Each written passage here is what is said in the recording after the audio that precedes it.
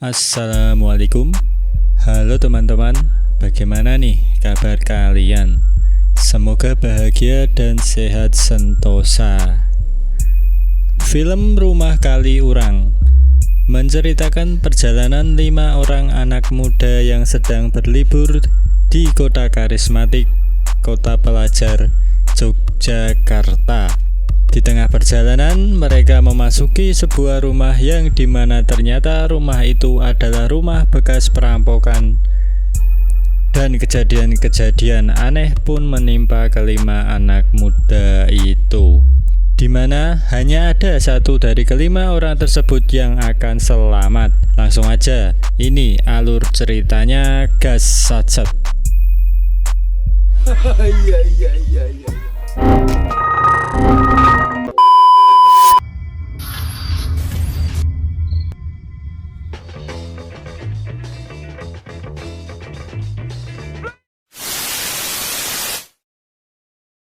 Film dimulai di latar belakang tahun 1990. Jogja terkenal dengan berbagai wisata yang indah. Di sana ada 5 remaja bernama Bram, Kinan, Rani, Aji, dan Anom menggunakan mobil VW Kombi menuju sebuah tempat salah satu wisata yang ada di Jogja, Paris. Namun perjalanan mereka sangat jauh, melintasi hutan tanpa menemui perkampungan. Sedangkan Kinan sudah tidak tahan alias kebelet ingin buang air kecil. Di sini, Bram dan Kinan adalah sepasang kekasih yang suka pamer kemesraan di hadapan teman-temannya.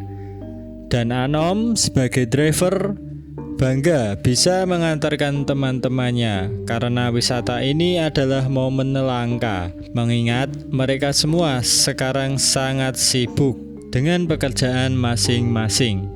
Saat sedang asik-asiknya mendengarkan lagu, tiba-tiba mobil membentur benda dengan sangat keras seolah menabrak sesuatu. Namun setelah dicek, tidak ada hewan atau benda di depan mobil. Juga tidak ada bekas darah atau mobil yang lecet. Semua bingung dengan apa yang terjadi. Sementara itu, Bram masuk ke hutan hendak mengantar Kinan yang kebelet pipis. Dari kejauhan, mereka melihat rumah yang diharapkan ada kamar mandi di sana. Tiba-tiba dekat ban mobil bagian depan, Rani menemukan sebuah kunci yang sepertinya kunci pintu rumah. Ia sempat mengamati kunci itu dan disimpannya dalam saku. Sedangkan Anom dan Aji resah karena mobil tidak bisa menyala. Sementara itu Bram dan Kinan mendatangi rumah mewah di tengah hutan tersebut dan mengetuk pintunya. Namun tidak ada orang di dalam dan pintu tidak terkunci, sehingga mereka masuk begitu saja dan akan izin jika pemiliknya datang. Main longs aja ini anak bucin. Kinan sempat takut karena Bram yang diminta menunggu di luar kamar mandi tidak bersuara saat dipanggilnya. Di tempat terpisah, karena Bram dan Kinan tidak menjawab saat dipanggil, maka Anom, Aji, dan Rani berniat menyusulnya. Di tempat lain, Bram yang merasa mendapat kamar bagus memaksa Kinan untuk melakukan hal senonoh. Kinan menolak ajakan Bram karena ia merasa itu rumah orang lain. Si Bram ini ya bener-bener. Bram berkata jika ia akan pergi bekerja selama 3 bulan dan ingin Kinan membuktikan cintanya kepada Bram. Tiba-tiba di luar rumah ada suara Anom dan Aji memanggil nama Bram dan Kinan, sehingga terpaksa Bram menghentikan upayanya mencicipi aduhai dunia. Bram menemui teman-temannya, sementara Kinan yang sendirian merasakan ada yang aneh di kamar tersebut. Ketika di ruang tamu, ternyata ada makanan lengkap di atas meja lezat dan nikmat. Mereka yang kelaparan asal memakan makanan itu dan akan izin jika yang punya rumah datang. Udah masuk rumah tanpa izin, ini makanan diembat juga. Bener-bener gak ada akhlak. Alasannya daripada makanan itu basi dan dibuang maka akan mubazir.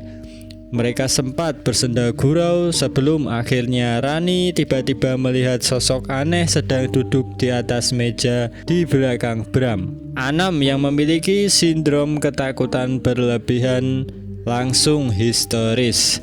Ditambah Bram dan Aji yang iseng seolah hantu di dekat mereka akan menggigit Anom. Hingga membuat Anom sudah tidak kuat menahan rasa ketakutannya.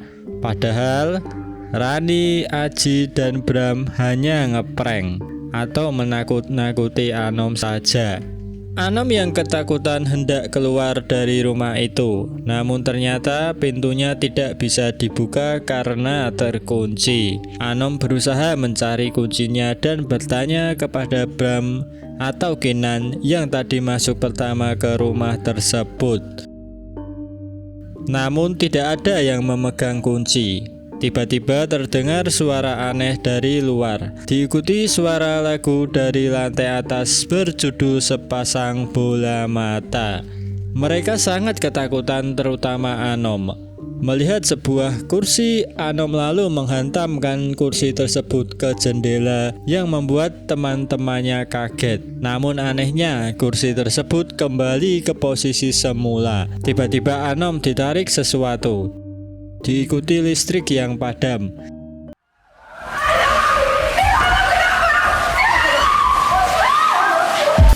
Sehingga kondisi menjadi gelap. Berbekal korek api milik Bram, mereka mencari Anom.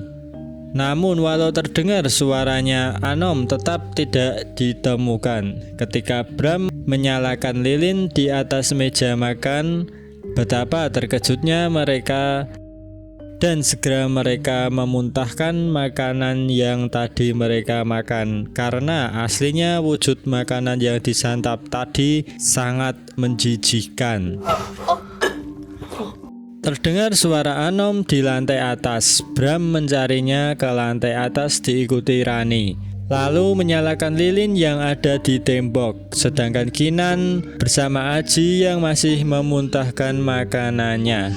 Tiba-tiba di lantai bawah Kinan ketakutan karena melihat Anom menangis dan wajahnya penuh darah. Kinan yang teriak lalu didatangi Bram. Kinan masih ketakutan dan panik, susah diajak bicara, hingga membuat Bram marah dan menggertak Kinan. Beruntung Aji dan Rani berhasil menenangkan kemarahan Bram. Saat mereka berunding, Aji dan Bram kaget karena jam tangan mereka sama-sama mati dengan posisi jarum jam tepat di pukul 21.13. Aji ingin merusak jendela dan segera keluar dari rumah itu. Namun Kinan dan Bram melarang keluar dari rumah tersebut sebelum Anom ditemukan. Bram dan Aji hendak ke lantai atas mencari Anom. Tiba-tiba tembok di belakang Kinan retak dengan sendirinya yang menandakan ada sesuatu yang benar-benar aneh di rumah itu. Rumah tersebut sangat besar dan setiap ruangan sudah dimasuki Bram dan Aji. Namun Anom tidak ditemukan. Sedangkan Aji usai mengecek lemari, ada kain putih masuk ke dalam lemari tersebut tanpa Aji sadari. Sedangkan Bram melihat jam yang ada di sana juga mati. Jarumnya tepat di jam 21.13 menit. Bram juga melihat mesin jahit yang tiba-tiba berputar sendiri. Tak lama kemudian, ketika hendak turun, Bram melihat dalam kegelapan Aji dan Kinan sedang mesra-mesraan. Walau itu hanya bayangan saja. Bram yang kalap mata langsung menghajar Aji tanpa menjelaskan apa yang terjadi. Bram telah cemburu buta. Akhirnya Aji memilih terpisah dari Bram. Kinan yang didesak Bram agar mengaku kapan Kinan mulai selingkuh dengan Aji. Kinan yang setia sama Bram mengelak karena ia memang tidak pernah berselingkuh dengan Aji. Sementara di tempat lainnya, Rani tidak mau tahu masalah Bram dan Aji.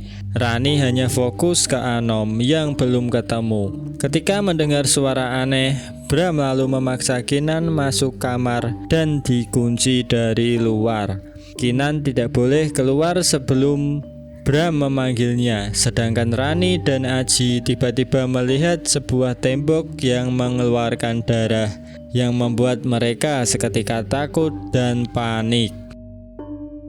Di tempat lain, Bram didorong oleh sesuatu, namun ia tidak bisa melihat apa yang mendorongnya, hingga ia terjatuh ke dasar tangga.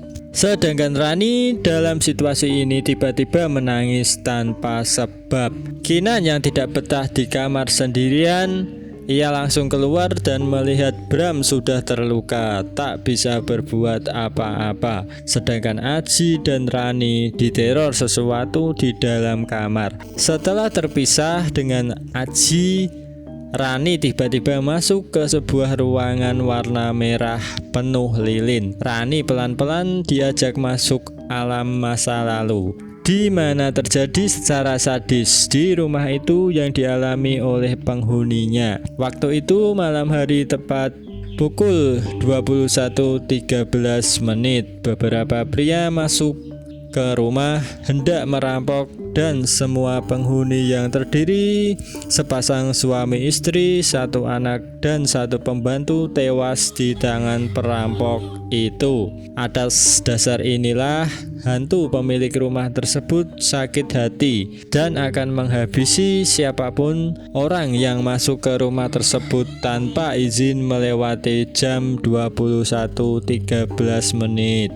Di ruangan lain, Kinan yang sudah dirasuki roh pemilik rumah tersebut langsung mendekati Bram dengan berbekal kaca di tangan Kinan. Bram lalu dianiayanya hingga Bram pun tewas di tangan pacarnya sendiri. Sedangkan Kinan sendiri masuk ke dalam lemari, menusukkan kaca tersebut ke tubuhnya hingga ia pun menyusul Bram. Di ruangan lain, Rani yang melihat Aji langsung menyerang Aji dan memukulinya hingga Aji pun tewas. Rani juga sudah dirasuki oleh roh penghuni rumah tersebut. Rani baru sadar ketika ia melihat kondisi Aji yang tergantung di atas tangga dalam kondisi yang sangat mengenaskan.